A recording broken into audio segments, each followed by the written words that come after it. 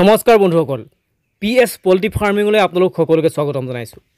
এইটো যে আপোনালোক সজুলিটো দেখিছে এইটো হৈছে আপোনাৰ যিখন আমাৰ ব্ৰইলাৰ ফাৰ্ম থাকে পোৱালি উঠি যোৱাৰ পিছত লিফটিঙৰ পিছত চফা কৰাৰ পিছত কি হয় এইডাল যেটা সজুলি এই সজুলিডালেদি জুই দি পিনে মানে ফাৰ্মখন এই ধৰণে কি কৰে বীজাণুবিলাক মুক্ত কৰে অৰ্থাৎ বীজাণুবিলাক মৰিবৰ কাৰণে ইয়াত জ্বলাই দিয়া হয়।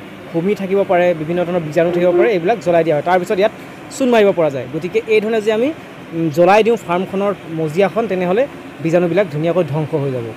আৰু কি ধৰণে আপোনালোকে ফাৰ্মখনত বীজাণুবিলাক জ্বলাই দিয়া হৈছে আপোনালোকে নিশ্চয় দেখিছে। এই ধৰণে ইয়াত গেছৰ এটা চিলিণ্ডাৰ দৰকাৰ হ'ব আৰু এই সঁজুলিডাল দৰকাৰ হ'ব। চিলিণ্ডাৰটোৰ পৰা গেছ আহিব আৰু এই ধৰণে ধুনীয়াকৈ জ্বলি থাকিব। গতিকে আপোনালোকে ধুনীয়াকৈ ভিডিঅ'টোত দেখিব পাৰিছে কেনেকৈ জুই ওলাই গৈছে আৰু ধুনীয়াকৈ মজিয়াখন পুৰি গৈছে এফালৰ পৰা।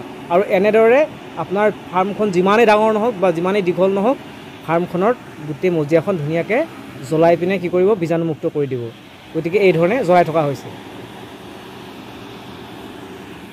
আৰু এই ধৰণে জ্বলোৱাৰ পিছত আৰু এটা লাভালাভ দেখিবলৈ পোৱা যায় যদি আমাৰ ফাৰ্মখন কিছু পৰিমাণে জেকা হৈ থাকে সেই জেকা ভাৱটো কিছু পৰিমাণে নাইকিয়া হৈ যায় অৰ্থাৎ ওপৰৰ যিটো মাটিৰ লেভেল সেই যিটো তৰপ সেই তৰপটো শুকাই যায় জ্বলি পিনে কি হয় শুকাই যায় আৰু সেই জেকা ভাৱটো নাইকিয়া হৈ যায়। জেকা ভাৱটো নাইকিয়া হৈ গ'লে কি হ'ব আমাৰ ভুচিখিনি অৰ্থাৎ ফলিয়াখিনি তাত লাগি নধৰিব আৰু ধুনীয়াকৈ এটা ফৰফৰীয়া হৈ থাকিব।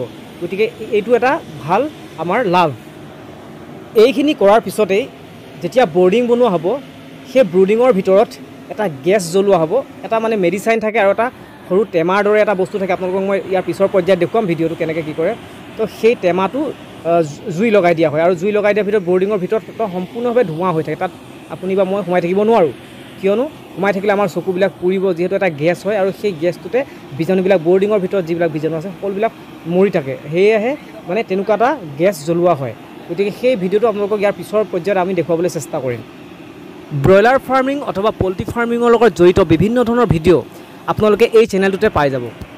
ব্ৰইলাৰ ফাৰ্মিঙত বৰ্ডিং বনোৱাৰ পৰা আৰম্ভ কৰি সৰু পোৱালিৰ পৰা একেবাৰে ডাঙৰ পৰ্যায়লৈকে কি ধৰণে প্ৰতিপালন কৰিব পৰা যায় বা কি ধৰণে প্ৰতিপালন কৰিলে এটা ভাল ফলাফল লাভ কৰিব পৰা যায়, FCR কেনেকৈ কমাব পৰা যায়, সৰুৰ পৰা ডাঙৰলৈকে কি কি মেডিচাইন খুৱায় আৰু বা কোনটো মেডিচাইন কি হিচাপত খুৱায় বিভিন্ন ধৰণৰ ভিডিঅ' এই চেনেলটো আপোনালোকে পাবলৈ সক্ষম হ'ব।